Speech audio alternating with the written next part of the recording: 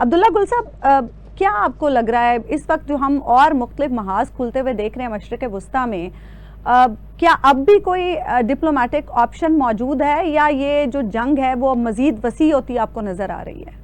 नहीं, diplomatic options तो हमेशा मौजूद रहती हैं और मेरे ख्याल में ऑलरेडी बैकडोर चैनल्स ऑपरेट कर रहे हैं। ये नहीं है कि नहीं चल रहे, लेकिन सऊदी अरब ने भी बड़ी वजाहत से अमेरिका को बोला है। शहजादा खालिद की जो बात हुई है, जी। जो डिफेंस मिनिस्टर हैं, उन्होंने बड़ी वजाहत से कहा है कि हम ईरान के साथ कोई कॉन्फ्लिक्ट में नहीं जाना चाहते, बल्कि हम बातचीत करना चाहते हैं, लेकिन साथ ही साथ अपनी सॉवरेनिटी को भी बरकरार रखना चाहते हैं और ये उनका हक है।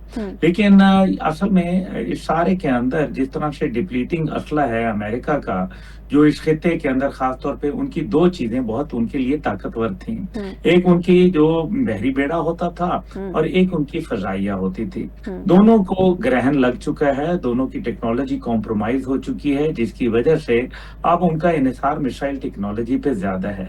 थॉट मिसाइल जो है वो ऑलमोस्ट 80% खत्म हो चुका है और इसी तरीके से जो उनका पेट्रियट डिफेंस सिस्टम है वो 60% डिप्लीट हो चुका है और जो एसएमसी मिसाइल सिस्टम है वो उनका 50% खत्म हो चुका है। अभी उन्होंने सिर्फ और सिर्फ इंतहाई अहम तनसीबात और इंसानी जान को प्रोटेक्ट करने के लिए अपने सिस्टम्स को इंटैक्ट रखा है और यही वजह है कि आपने देखा कि जो इस टाइम पे जो चंद रोजा जंग है 2 हफ्ते की, उसके अंदर जो नुकसान अमेरिका को उठाना पड़ा वो पहले उन्होंने 39 डेज के अंदर नहीं उठाया। उसकी वजह यही है कि वो अब सिर्फ और सिर्फ जो जरूरी टारगेट्स हैं उनको वो प्रोटेक्ट कर रहे हैं, ना कि वो जो उनके इंफ्रास्ट्रक्चर्स हैं उनको प्रोटेक्ट कर रहे हैं। ये वजह है जिसकी वजह से जनरल डैन केन जो उनके ज्वाइंट चीफ हैं और मार्को जो उनके वाइस प्रेसिडेंट जेडी वेंस, वो प्रेसिडेंट ट्रंप के पास गए हैं। अंदर कांग्रेस के अंदर भी एक हंगामा मचा हुआ है, वो मजीद पैसा भी नहीं दे रहे। वो उसके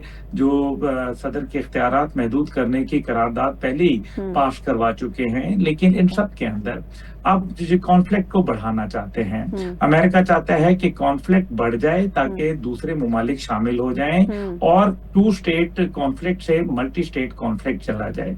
यही वजह है कि वो इसको दूसरे मुमालिक की तरफ डालना चाहते हैं। But I think that the Arab world is very smart और ना ही वो इस किस्म का कोई भी एडवेंचर के अंदर वो अपने आप को डालना चाहेंगे जहां उनका ट्रेड और इकोनॉमी कॉम्प्रोमाइज हो जाए, क्योंकि उनका सबसे बड़ा जो तुर्रा था वो यही था कि उनके मुल्कों में अमन था और इस टाइम पे उन अमन ना होने की वजह से उनकी एविएशन इंडस्ट्री, उनकी ऑयल इंडस्ट्री, उनकी जो आईटी इंडस्ट्री, उनका जो हॉस्पिटैलिटी इंडस्ट्री और टूरिज्म इंडस्ट्री बुरी तरीके से मुतासिर हुई है। और यही वजह है कि वो लोग ये कह रहे हैं, और ये by the way oil production सिर्फ 30% यूएई का जो इन्हिसार था वो ऑयल के ऊपर था, 70% उनका इन्हिसार दीगर इंडस्ट्रीज पे था, जो कि टाइम पे इट स्टैंड्स जेपरडाइज्ड टुडे।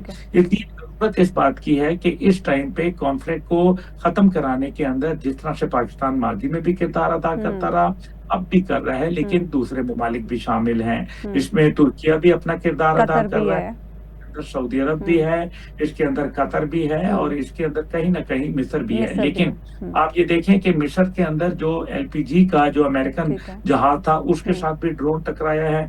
फिर इसी तरीके से जो है दीगर, यानी कि कॉन्फ्लिक्ट जोन को बढ़ाया जा रहा है और शायद ये ईरान भी यही चाहता है कि कॉन्फ्लिक्ट जोन बढ़ जाए ताकि मोर पेन शुड वो जिसको कहते हैं ना, ज्यादा तकलीफ कॉज करें ताकि अरब मुमालिक अमेरिका के ऊपर दबाव डालें इस जंग के खात्मे। ठीक है।